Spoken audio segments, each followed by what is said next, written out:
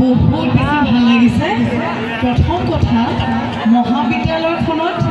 যেতিয়া ভৰি দিছো যেতিয়া আপোনালোকৰ সকলোৱে মৰমৰ প্ৰিন্সিপাল স্যাৰ তেওঁ ইমান ধুনীয়াকৈ ডক্টৰ কমল চন্দ্ৰ